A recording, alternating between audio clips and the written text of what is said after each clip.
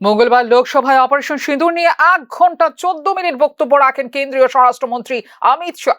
বক্তৃতার শুরুতেই পহেলগাঁও হামলা সন্ত্রাসীদের নিকেশের কথা জানান কেন্দ্রীয় স্বরাষ্ট্রমন্ত্রী। বৈশনান উপত্যকায় 26 জন পর্যটককে হত্যাকারী সন্ত্রাসীরা অপারেশন মহাদেবে নিহত হয় 28 জুলাই। নিহত এই সন্ত্রাসীদের নাম সুলেমান, আফগান এবং জিবরান। এই 3 সন্ত্রাসী পহেলগাঁও হামলায় জড়িত ছিল, যার প্রমাণ দেওয়া হয়েছে সংসদে। সন্ত্রাসীদের সাহায্যকারী 2 অভিযুক্তকেও গ্রেপ্তার করা হয়েছে বলে এদিন জানিয়েছেন স্বরাষ্ট্রমন্ত্রী অমিত শাহ। 22 जुलाई को हमें सफलता मिली, सेंसर्स के माध्यम से आतंकवादी होने की पुष्टि मिल गई। तब 4 पैरा जो हमारी सेना का एक हिस्सा है, उसकी नेतृत्व में 4 पैरा के जवान, सीआरपीएफ के जवान और जम्मू कश्मीर पुलिस के जवान मान्यवर एक साथ ये आतंकवादियों को घेरने का काम किया।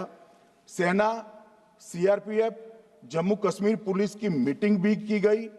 जो 5 ह्यूमन एसेट्स थे उनको भी वहां बेचा गया और कुल मिलाकर कल जो ऑपरेशन हुआ, इसमें हमारे निर्दोष नागरिकों को मारने वाले तीनों आतंकी मौत के घाट उतार दिए।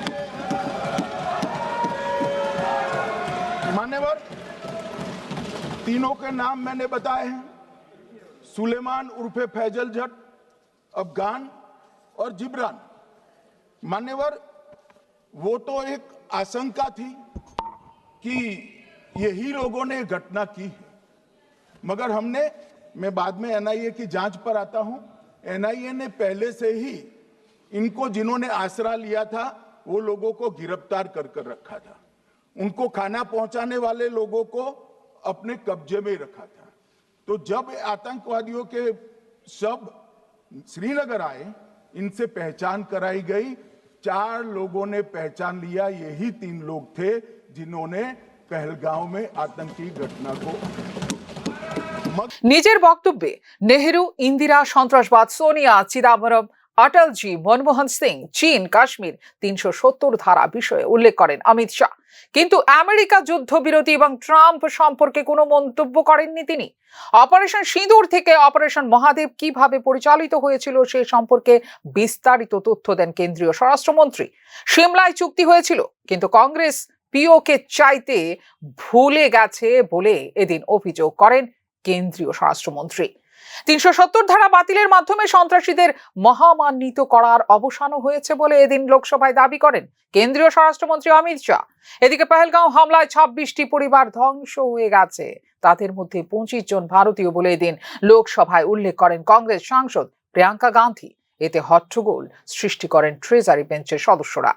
आज गृह मंत्री जी ने इस बात पर उल्लेख किया। उन्होंने कहा, उनके शब्दों में उन्होंने कहा कि पाकिस्तान के पास शरण में आने के बजाय कोई चारा ही नहीं था। आपने शरण दिया क्यों? वो आते हैं आपके देश के अंदर, लोगों को मार डालते हैं और आप उनको शरण दे रहे हैं। क्यों दिया शरण? इसका जवाब क्यों नहीं दिया एक भी भाषण में? जैसे ये बात उठी, शरण की बात की हमारे गृह मंत्री जी ने, इतिहास में चले गए। नेहरू ने क्या किया, इंदिरा गांधी ने क्या किया, यहां तक कि मेरी मां के आंसुओं तक चले गए। लेकिन इस सवाल का जवाब नहीं दिया कि ये सीज फायर हुआ क्यों, ये जंग रुका क्यों, और तब क्यों रुका जब दुश्मन के पास कोई चारा नहीं था हमारी श्रेय में आने के बजाय। क्यों रुका ये जंग? इसका जवाब नहीं दिया।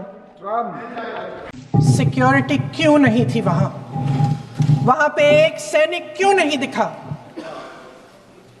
क्या सरकार को मालूम नहीं था कि यहां रोज 1000 से 1500 पर्यटक जाते हैं?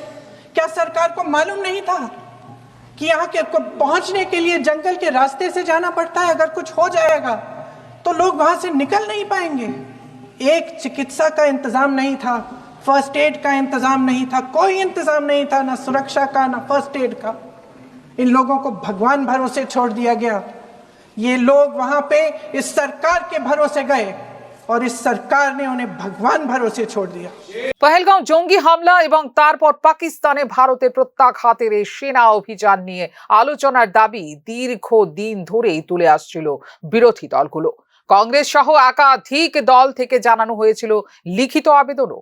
লোকসভায় অপারেশন সিঁদুর নিয়ে 16 ঘন্টা আলোচনার পর রাজ্যসভাতেও এই বিষয়ে হবে আলোচনা। এই আলোচনায় প্রধানমন্ত্রীর বিবৃতি দাবি করছে বিরোধী রাজনৈতিক দলগুলো। ফিউরো রিপোর্ট, নিউজ নাও।